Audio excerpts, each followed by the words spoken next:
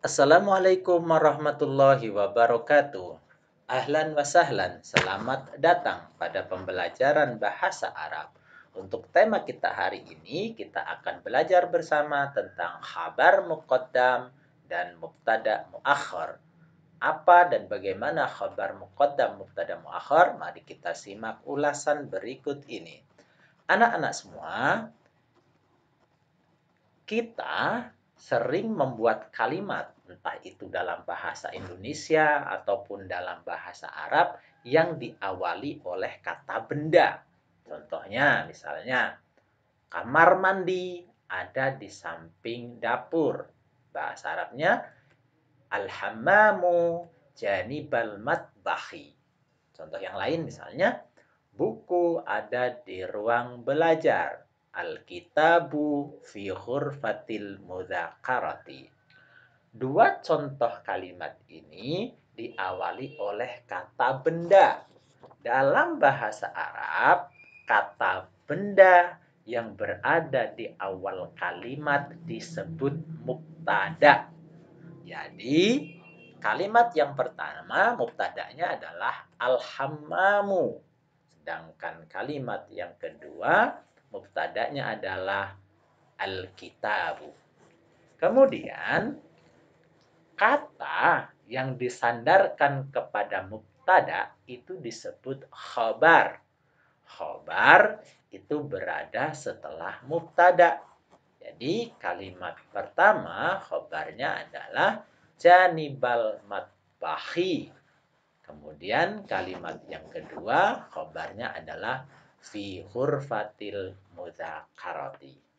Bagaimana? Mudah kan membedakan mana mubtada dan mana khabar? Sekarang apabila khabarnya terdiri atas zorof makan atau kata keterangan tempat yang sudah kita pelajari bersama waktu itu.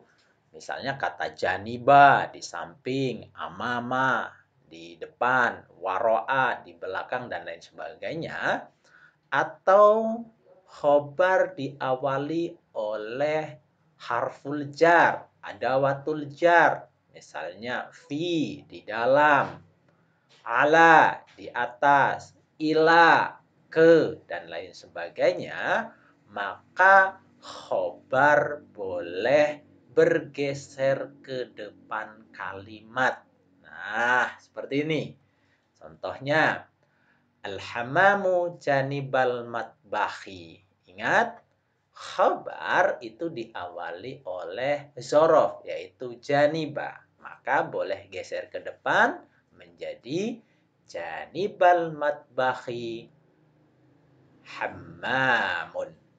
Seperti itu. Ingat, anak-anak perlu perhatikan mubtada yang di awal kalimat itu bentuknya ma'rifat. Diawali oleh al-hammamu. Ketika mubtada bergeser ke belakang yang disebut mubtada muakhar, maka dikembalikan pada bentuk nakiroh. Salah satu caranya adalah menghilangkan al. Ketika al hilang atau alif lamnya hilang, maka isim atau kata benda kembali berharokat tanwin. Hammamun. Al-hammamu berubah menjadi hammamun. Maka susunan kalimat janibal matbahi hammamun, janibal matbahi sebagai khabar muqaddam dan hammamun sebagai mubtada muakhar.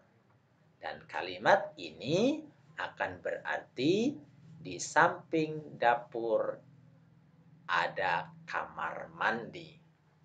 Muncul pertanyaan, Pak, apa bedanya al-hammamu janibal matbahi dengan janibal matbahi hammamun? Apa bedanya susunan mubtada khobar dengan khobar muqaddam mubtada muakhar? Jawabnya adalah kata pertama dalam kalimat itu menjadi stressing, menjadi fokus titik tekan sebuah informasi. Bila anak-anak membuat kalimat al-hamamu janibal matbahi, artinya yang menjadi titik tekan informasi adalah kata al-hamamu, kamar mandi. Kalau anak-anak membuat kalimat janibal matbahi hamamun, artinya titik tekan informasi itu ada pada kata janibal matbahi. Seperti itu. Kita lanjut. Al-kitabu fi hurfatil mudzakarati. Khabarnya itu adalah fi hurfatil mudzakarati. Diawali oleh adawatul jar fi. Maka bisa digeser ke depan. Fi hurfatil mudzakarati kitabun. Susunannya fi hurfatil mudzakarati sebagai khabar muqaddam, kitabun sebagai mubtada muakhar. Kalimat fi hurfatil mudzakarati, fi hurfatil mudzakarati kitabun, maka berarti di ruang belajar ada buku. Contoh yang kita sampai pada kesimpulan. Yang pertama, khabar yang terdiri atas kata keterangan tempat, ada adawatul jar, harful jar, posisinya boleh di awal kalimat. Khabar yang berada di awal kalimat disebut khabar muqaddam, sedangkan mubtada yang berada setelah khabar disebut mubtada muakhar.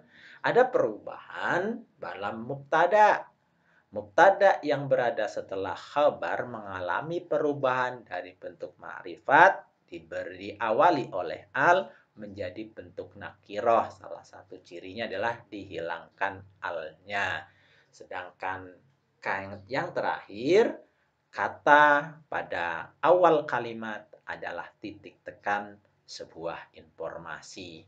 Demikian materi singkat untuk hari ini. Semoga bermanfaat. Ila liqa. Sampai berjumpa. Syukran jazilan. Wassalamualaikum warahmatullahi wabarakatuh.